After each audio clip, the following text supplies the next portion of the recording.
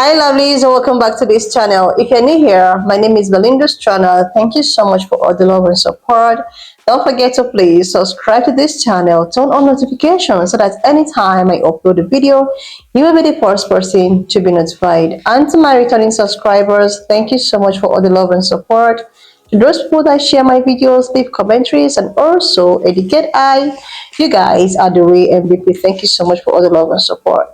Alright lovelies, let's dive in. So lovelies, I came across this video on my For You page on TikTok, and I thought to share with you guys where the span color people are so out to talk about how they also experience rain and seas, and this actually got people, reacting and educating, the public.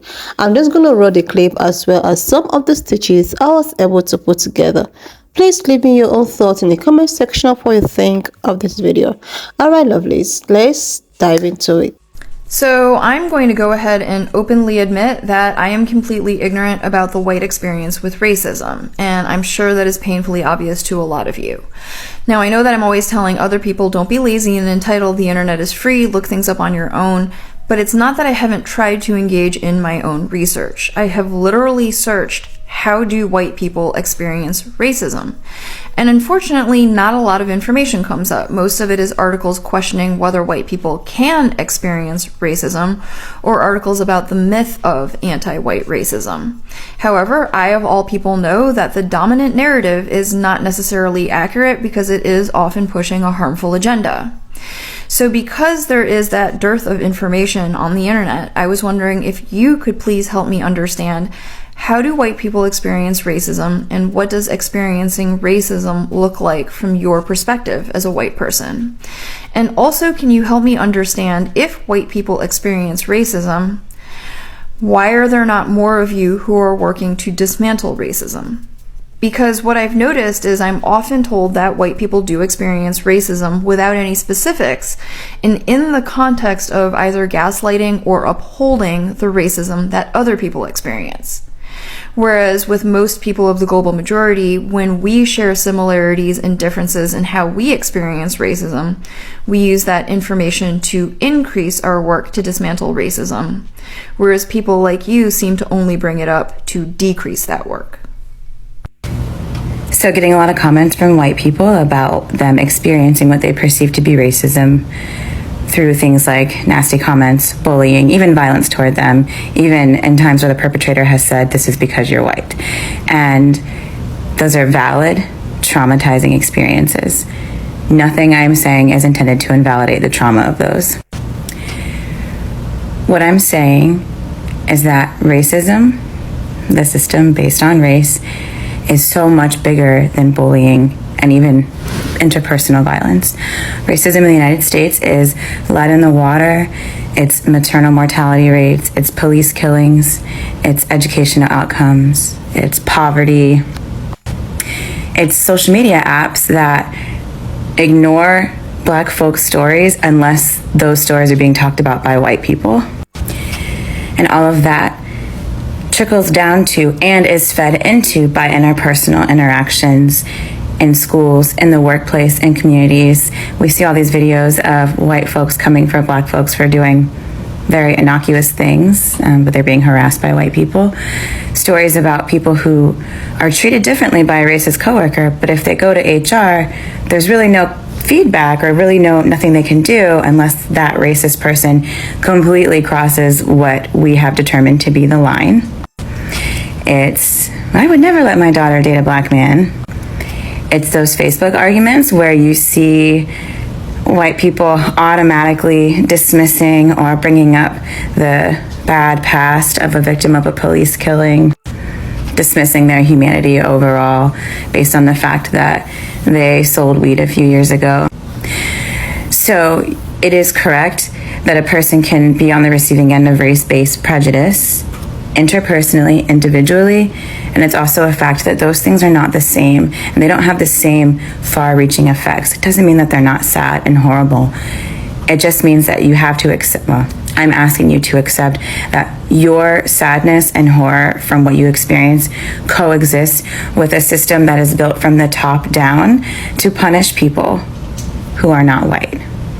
That is state-sanctioned violence against people who are not white. And I say state sanctioned because there's nothing being done about it. Your stories are sad. I have no doubt that those were scary.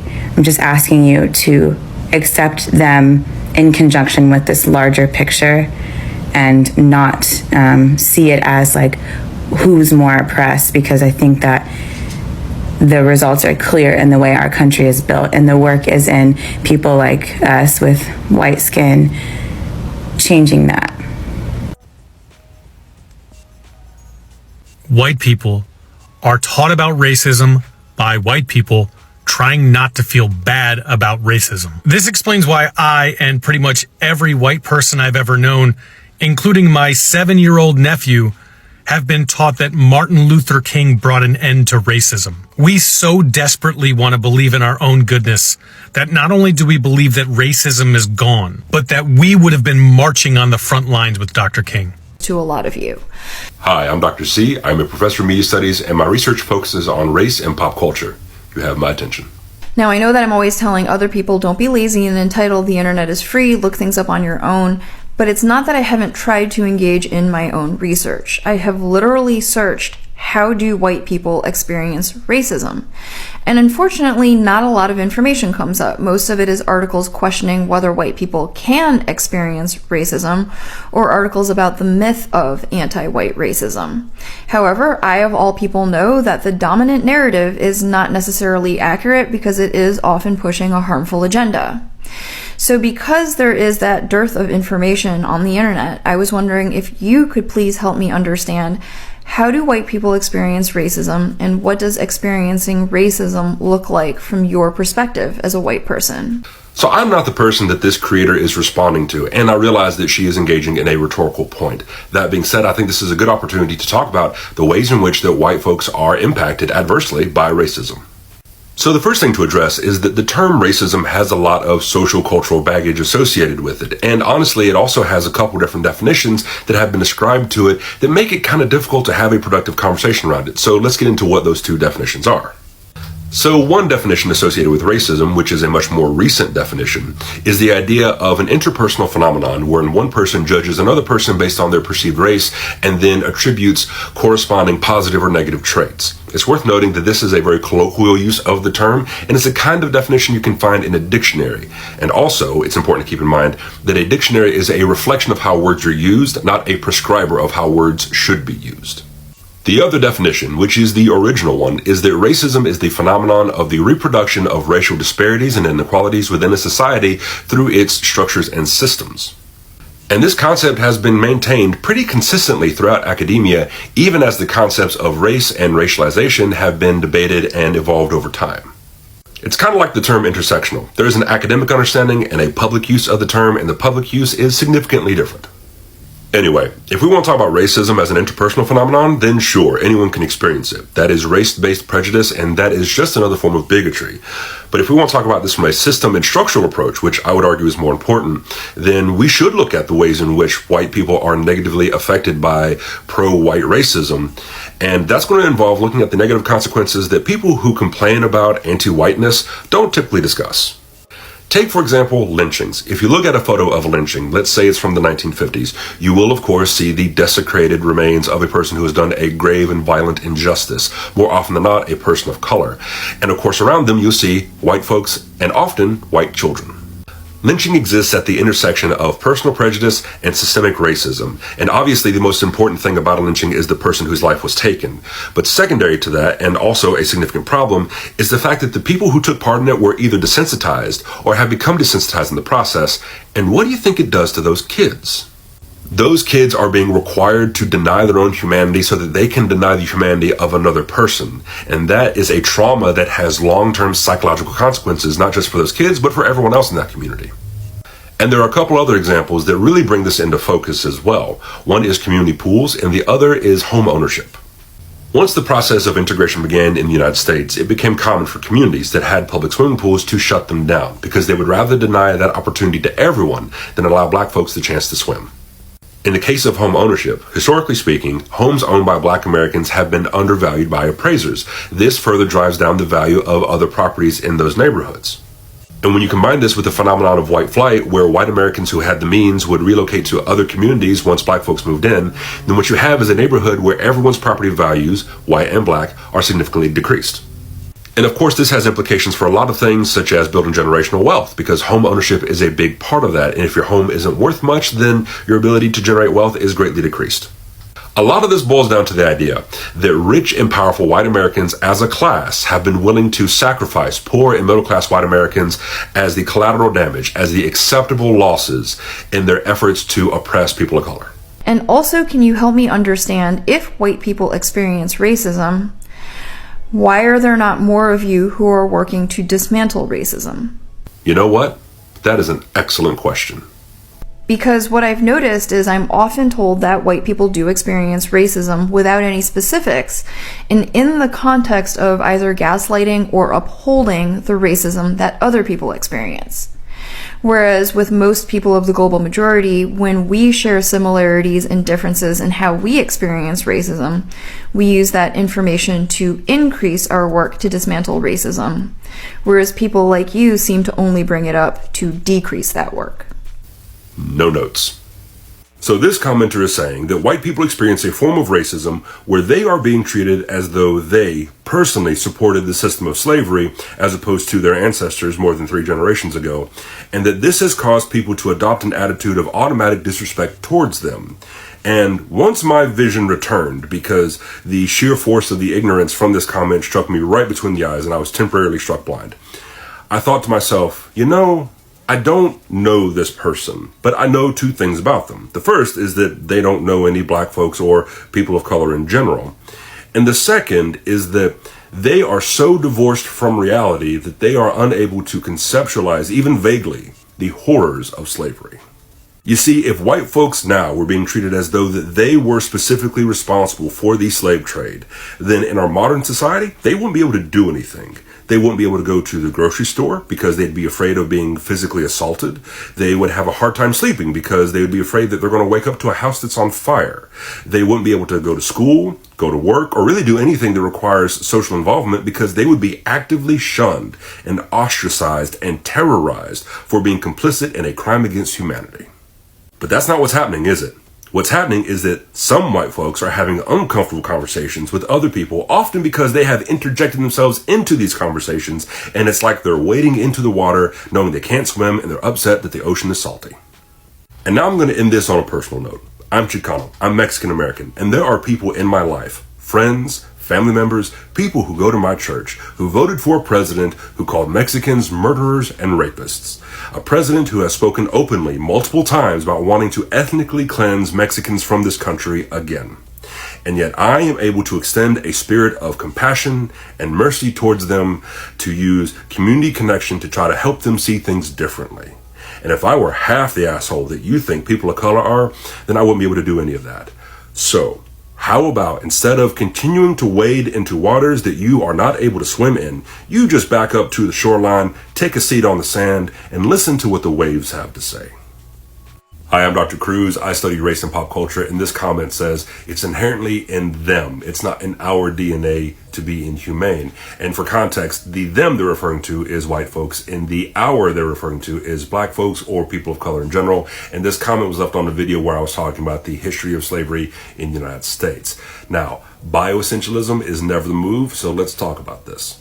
So bioessentialism is the idea that 1, race is biologically real, and 2, our biological race determines who we are and the kind of qualities that we have.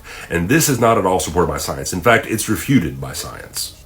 Setting aside the science for a moment, on a personal note, I am half white, and many of the most important people in my life are white, and I find this kind of stuff patently offensive. Now, let's move on. There are 3 reasons for why this is a problem. The first is that this denies history. This denies the fact that humans in every group, at least that I'm aware of, have proven that they are capable of extreme acts of inhumanity. If not on an individual level, then certainly on a group level. The second reason is that this mentality of us versus them in the context of race only works if racial purity is a thing, and it is not. Not just because race is not supported by the science, but also because at this point, even if racial purity did exist, we're all too mixed for that to actually be relevant. We have ancestry from all over the world. So again, even if racial purity were real, and it's not, we're all mixed at this point. The third reason is that this idea that inhumanity is tied to racialized DNA has historically been used against people of color, especially in the United States. And while one might argue that it's appropriation by people of color against white folks who make up the dominant racial class in the United States, could be seen as a form of attack and subversion against that ideology, I would argue that in fact what it does is that it perpetuates the prominence of that ideology in our current system. And because in our current system, racial oppression is still very real, the perpetuation of this kind of thinking will only hurt all of us. It's like holding a shard of glass. Maybe you could use that as a weapon, but you are absolutely going to hurt yourself in the process. And by the way, if you like my educational content, please consider donating to the family of Islam Qatar. They are in Rafah and they are in desperate need of help. They have a GoFundMe. You can find it in the link tree in my bio.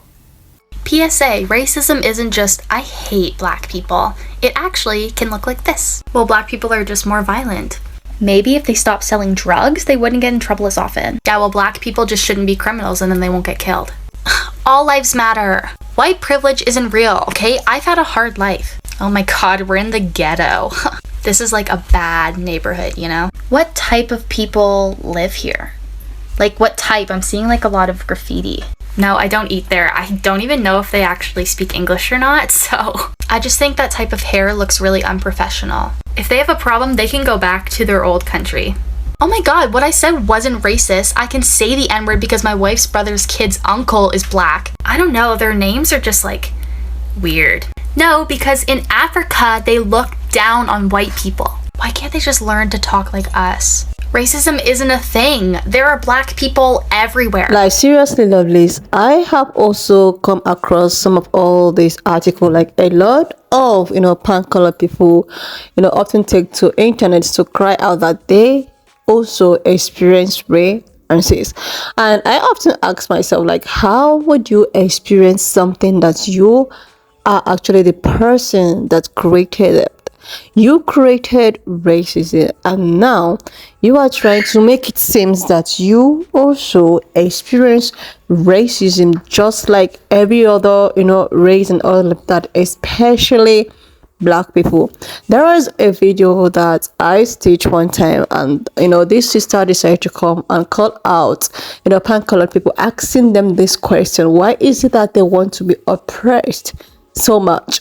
I realized that white people also want to be oppressed. Like they want to feel what it means to be oppressed, but they do not realize that being oppressed is not something that is enjoyable, and you can never be oppressed as a pan-colored person because you are living in supremacy. You are the one that is ruling. You are the one that invented rape and cis. So why would you experience something that you have created? One thing I know for sure is that I think most of all these pan-colored people think that racism that they claim to experience is that of a reverse racism. Like they try to like turn a reverse racism to be racism.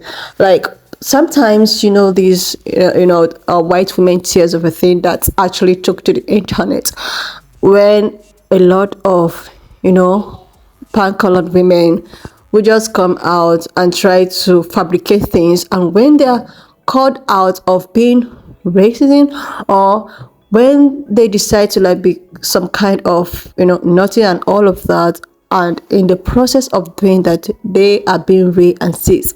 And when these pan-colored women are being called out for being raped and cis, they try to make it seem as if they are the one you are hurting, or they are the one you are being raped and cis towards, making it in a form of reverse racism. So I believe this is what they feel, and they often mistake it to be racist. I don't think that, pan-colored people can actually experience racism. I think that they can experience what they call maybe reverse racism when they've been called out of their sins, or maybe when they're being raped and seized, and they are called out of being raped and seized. They become like aware of what they were doing, and in that process they want to use the white woman chest to actually eradicate whatsoever thing they felt that they were doing. And when you call them out, this is when they feel as if, okay, you have actually violated them, that you've caught them in the act.